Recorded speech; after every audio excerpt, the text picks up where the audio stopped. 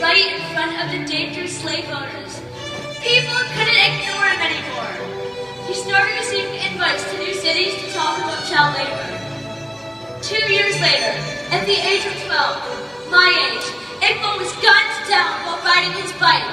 His assassination stunned the world and made people realize child labor had to end!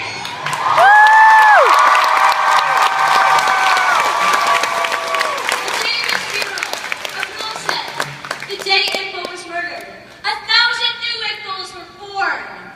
You know, all this didn't even happen that long ago. If Iqbal was alive today, he'd be the same age as Craig Kielburger. 2 years later, another world changer was born in Pakistan. Her name is Malala.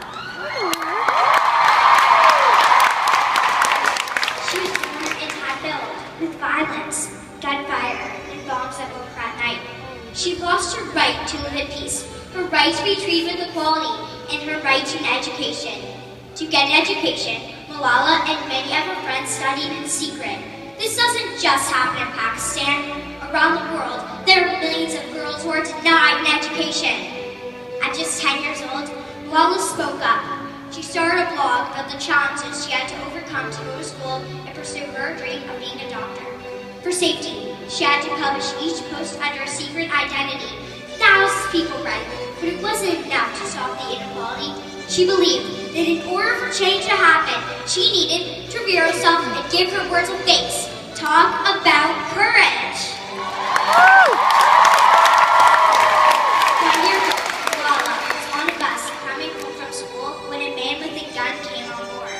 He was looking for Malala and threatened to kill everyone if she didn't stand up. Wanting to live, but wanting to save her friends, she stood up. She was shot in the head. They thought they could silence her. They were wrong. She survived, and her voice was even louder. On her 16th birthday, she spoke at the United Nations. Her words will stay with me forever. I speak, not for myself, but for those without a voice. As I got to speak at the event, I thought to myself, Malala and I have a few things in common. We both began to use our voice through blogging when we were 10. We used our education to put our messages out there to the world. We both realized that the voice of young people, of girls, matter.